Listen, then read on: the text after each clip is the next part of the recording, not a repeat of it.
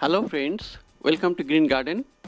দেখুন আমার অ্যাডেনিয়াম গাছটি রিপোর্টিং করার পরে কত সুন্দর ফুল ফুটেছে। এটি কিন্তু ডবল ভ্যারাইটি রোজি ভ্যারাইটির অ্যাডেনিয়াম গাছ, আর রিপোর্টিং করার পরে খুব সুন্দর ফুল এসছে। তো আজকের ভিডিওতে দেখাবো কিভাবে রিপোর্টিং করা যায়। দেখুন নার্সারি থেকে কেনা এই গাছটি, আর এর কিন্তু কোনো গ্রোথ হয়নি, বেশ কয়েকদিন হয়ে গেল কিন্তু কোনো গ্রোথ হয়নি। আর যখন টবের নিচের থেকে এরকম শিকড় বেরিয়ে আসবে তখনই জানতে হবে যে এটাকে রিপোর্টিং করতে হবে। মোটামুটি শীতকাল ছাড়া যে কোনো সময়ই আপনি অ্যাডেনিয়ামের রিপোর্টিং করতে পারেন, তবে ফেব্রুয়ারি মার্চ মাসটা কিন্তু খুব ভালো, কারণ গরমেই এদের গ্রোথ ভালো হয়। তো দেখলেন যেভাবে আমি কেটে দিলাম, কেটে দিয়ে এর উপরে আমি ফাঙ্গিসাইড লাগিয়ে দিয়েছি। ব্রাঞ্চে একটা শার্প স্যানিটাইজড কাটার দিয়ে এভাবে কেটে দিয়ে ফাঙ্গিসাইড লাগিয়ে রেখে দেবো কয়েকদিন, এবং জলও দেবো না।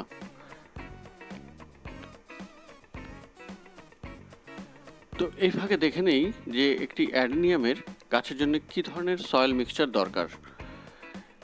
তো এখানে নিয়েছি দেখুন, আমি সাধারণ মাটি 25% আর বার্মি কম্পোস্ট 25% নিয়েছি। আর এখানে নিয়েছি বালি, কনস্ট্রাকশনের কাজে যে বালি ব্যবহার করা হয় সেই বালি নিয়েছি। আর সেই বালি চালার পরে যে একটু মোটা সাইজের যে বালি পাথরগুলো সেটি নিয়েছি। আর এর সঙ্গে দেব আমি সাফ ফাঙ্গিসাইড। মোটামুটি ওই চারটি আমি 25 ভাগ করে নিয়েছি, 25% করে। আর ফাঙ্গিসাইড মিশিয়ে এখন আমি এটাকে ভালো করে মিশিয়ে দেবো। অ্যাডেনিয়ামের জন্য কিন্তু একদম খুব সুন্দর ঝুরঝুরে আর খুব হালকা টাইপের মাটি তৈরি প্রয়োজন হয়। তো এই যেভাবে মাটিটি করলাম, এটিতে কিন্তু খুব সুন্দর একটি ঝুরঝুরে মাটি তৈরি হবে।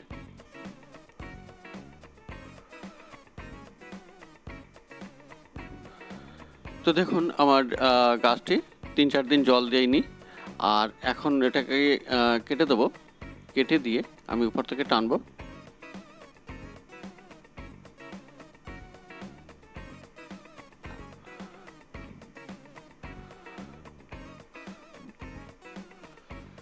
তো দেখুন এটি টব থেকে বেরিয়ে এলো।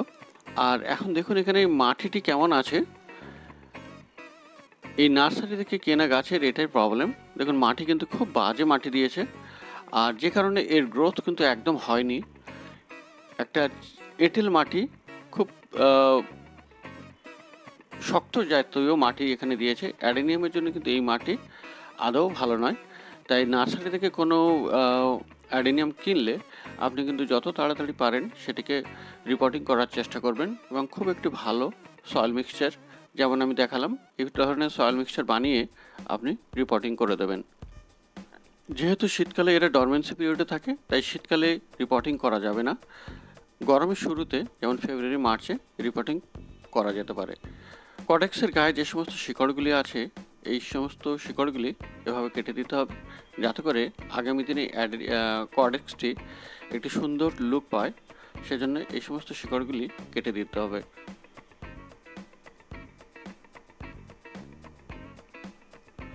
আর যে কোনো কাটার ব্যবহার করবেন সেটি অবশ্যই যেন স্যানিটাইজড হয়, কেন কোনো রকম ফাঙ্গাল অ্যাটাক যেন এর না হয়।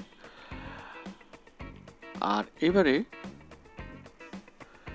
আমি একটি ছোট বালতিতে ফাঙ্গিসাইড আর জল মিশিয়ে একটি তরল তৈরি করেছি, এবং এইখানে এটিকে আমি বেশ কিছুক্ষণের জন্য ডুবিয়ে রেখে দেবো, যাতে করে যে ব্রাঞ্চ যে শিকড়গুলো আমি কেটেছি এই কডেক্সের গায়ের থেকে, সেখানে যে কাটিং হয়েছে সেগুলো যাতে ফাঙ্গাল অ্যাটাক না হয়, সেজন্য এই ফাঙ্গিসাইডের তরল দিয়ে এটাকে খানিকক্ষণ ডুবিয়ে রাখলাম।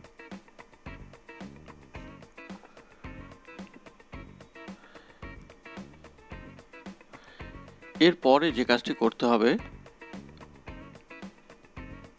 একটি পেস্ট বানিয়ে নেব।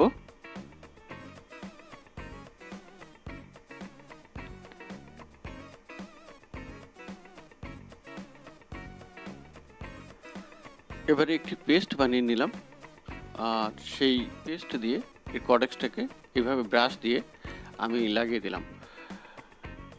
পেস্ট বাঁধলে ফাঙ্গিসাইডের পেস্ট বানিয়ে নিয়েছি এবং তারপরে এই কডেক্সের গায়ে খুব ভালোভাবে সুন্দর করে লাগিয়ে দিলাম।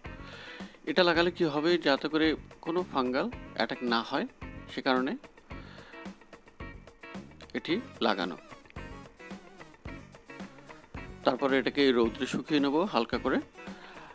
অ্যাডেনিয়ামের রিপোর্টিং করার সময় কডেক্সে যাতে কোনো রকম ফাঙ্গাল অ্যাটাক না হয় সেদিক দিয়ে কিন্তু খুব ভালো লক্ষ্য করে রাখতে হবে এবং ঠিক একই কারণে এটাকে কয়েকবার ফাঙ্গিসাইড দিয়ে পেস্ট করা হলো। আর এবারে যে একটি পট নিয়েছি, ওই একই পটে আমি এর নিচের ড্রেনেজ হোলটি বন্ধ করে দিচ্ছি। অ্যাডেনিয়াম বসানোর জন্য কিন্তু সবসময় পটটি একটু সিলেকশনের প্রয়োজন আছে। খুব ফ্ল্যাট টাইপের পটে না দিয়ে এই ধরনের পটে দেওয়া দরকার, যাতে করে এর কডেক্সটি একটু চাপে বেশ ভালো মোটা হয়ে যায়। আর প্রথমে খোলানকুচি দিয়ে নিচের ড্রেনেজ হোলটি বন্ধ করে দিলাম, আর তারপরে এই ধরনের কিছু পাথর দিয়ে এটাকে তার উপরে দিয়ে দিলাম। আর এবারে দিয়ে দেবো কিছু কনস্ট্রাকশনের বালি। এটাতে করলে কি হবে, ড্রেনেজ সিস্টেমটা খুব ভালো হয়ে যাবে। জল যখনই দেবো জল ওখান থেকে বেরিয়ে যাবে, আর মাটি বেরোবে না, কিন্তু জলটা খুব সুন্দরভাবে বেরিয়ে যাবে। আর অ্যাডেনিয়ামের জন্য টবের ড্রেনেজ সিস্টেমটা কিন্তু খুব ইম্পর্ট্যান্ট। জল যদি জমে থাকে টবে, তাহলে কিন্তু কডেক্স খারাপ হয়ে যাবে এবং সেক্ষেত্রে ভালো গ্রোথ হবে না। আর এবারে মাত্র নিচের একটুখানি 1 থেকে 1 ইঞ্চির মতো আমি নিচের মাটির ভিতরে রাখবো এই কডেক্সের। শুধু শিকড়টুকু মাটিতে যাবে, আর উপরের কডেক্সটি উপরে রাখবো, যাতে করে উপরের কডেক্সটি মোটা হয়, বড় হয়। কারণ অ্যাডেনিয়ামের কডেক্সের একটা আলাদা সৌন্দর্য আছে এবং এই কডেক্স যত মোটা হবে এর সৌন্দর্য কিন্তু তত ভালো হবে। তাই সবসময় অল্প মাত্রায় নিচের শুধু শিকড়টুকুই মাটির মধ্যে দিয়ে দেবেন, আর উপরে কডেক্সটা যতটা সম্ভব বাইরে করে রাখবেন। তো এবারে সমস্ত মাটি দেওয়া হয়ে গেলে এবারে জল দিয়ে দিতে হবে। জলটিও কিন্তু আমি ফাঙ্গিসাইড মিশ্রিত জলটাই দিচ্ছি, যাতে করে কোনোভাবে কোনো প্রকারেই যেন এখানে ফাঙ্গাল অ্যাটাক না হয়। কারণ একবার ফাঙ্গাল অ্যাটাক হয়ে গেলে গাছের গ্রোথে অনেক ডিস্টার্ব হয়ে যাবে। তো বন্ধুরা, দেখলেন অ্যাডেনিয়ামের রিপোর্টিং কিভাবে করলাম এবং তারপরে কি সুন্দরভাবে আমার গাছে ফুল চলে এলো। আর এগুলি রোজি ভ্যারাইটির ফুল, তো খুব সুন্দরভাবে এটা রিপোর্টিং করলাম। আর আপনিও চাইলে এইভাবে রিপোর্টিং করতে পারেন। তো আমার ভিডিও দেখার জন্য অনেক অনেক ধন্যবাদ।